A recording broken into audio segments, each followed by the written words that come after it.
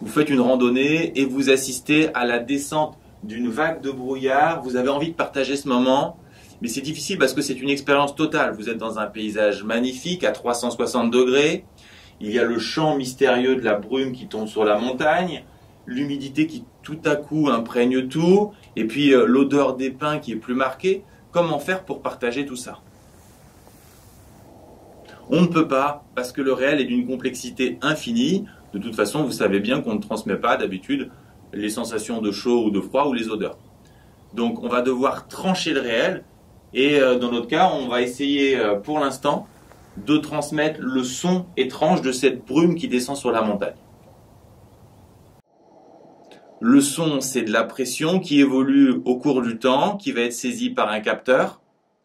Mais à nouveau, on ne va pas pouvoir transmettre le son dans toute sa complexité, parce que le son, il prend une infinité de valeurs au cours du temps.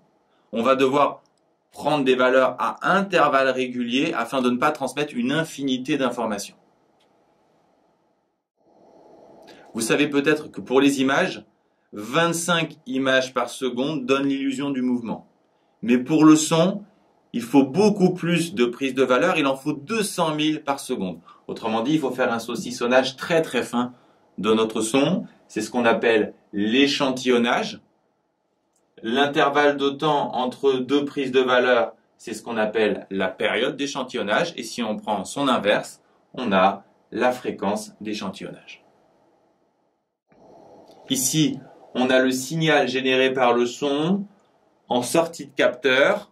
C'est un signal continu qui prend une infinité de valeurs dans le temps et une infinité de pression. C'est un signal analogique. On a dit qu'on allait transmettre les valeurs du son à intervalles de temps réguliers, mais là encore, même à ces moments, on ne va pas transmettre la valeur de la pression avec une infinité de précision. On va fixer arbitrairement cette précision qu'on appelle le pas, qui correspond ici au décalage entre deux lignes horizontales. Le pas s'obtient en faisant la différence entre la plus grande et la plus petite valeur possible. C'est ce qu'on appelle la plage de valeurs, divisé par le nombre de valeurs rendues possibles par notre codage. C'est un peu abstrait, donc prenons un exemple. Si on code notre signal en 5 bits, c'est-à-dire avec 5 chiffres qui peuvent prendre les valeurs 0 ou 1, on peut obtenir 2 puissance 5, soit 32 valeurs. Et donc on va découper notre plage de valeurs entre la plus grande et la plus petite en 32 tranches. En réalité, pour transmettre un son, on ne travaille pas en 5 bits, mais en 16 bits, ce qui nous permet de couper le signal en 62 000 tranches. Bon, moi ici, je vous en ai représenté 6 ou 7. Si on s'intéresse ici à notre signal au temps 15, on s'aperçoit que notre valeur de pression tombe pile sur une des valeurs de notre grille. Donc c'est parfait, on tombe sur la valeur 20 et on va devoir ensuite la coder en binaire. On verra comment plus tard. Si on s'intéresse ensuite à la valeur pour le temps 19, on s'aperçoit que c'est un peu plus compliqué parce qu'on tombe entre deux valeurs et c'est très simple, on va choisir la plus proche, donc ici 18, qu'on va coder elle aussi en binaire. Si on réalise cette opération pour chacun de nos intervalles de temps, on va obtenir ce nouveau signal qui est échelonné, qui est discret. On dit que c'est un signal numérique par opposition au signal analogique qu'on avait au départ en bleu. Le découpage du signal analogique dans le temps s'appelle l'échantillonnage, on l'a vu. Le découpage en intensité de notre signal s'appelle la quantification. Et la traduction des valeurs obtenues en binaire s'appelle le codage. Ce sont les 3 étapes de la numérisation. Qu'est-ce que signifie ce nombre écrit en binaire, c'est-à-dire uniquement avec des 0 et des 1? Pour le comprendre, il faut se souvenir de la signification profonde de notre écriture habituelle, l'écriture décimale. Quand j'écris 8754, ça signifie 8 fois 1000 plus 7 fois 100 plus 5 fois 10 plus 4 fois 1. Chacun des chiffres est associé à une puissance de 10 parce que j'écris avec 10 chiffres. En binaire, j'écris uniquement avec des 0 et des 1 j'écris avec 2 chiffres, donc chacun des chiffres sera associé à une puissance de 2.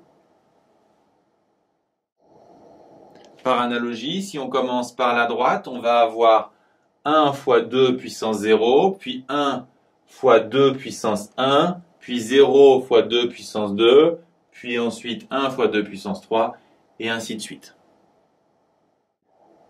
Arrivé là, il suffit de traduire chacune des puissances de 2 en écriture classique, donc 2 puissance 6, c'est 64, 2 puissance 5, 32, et de faire le total.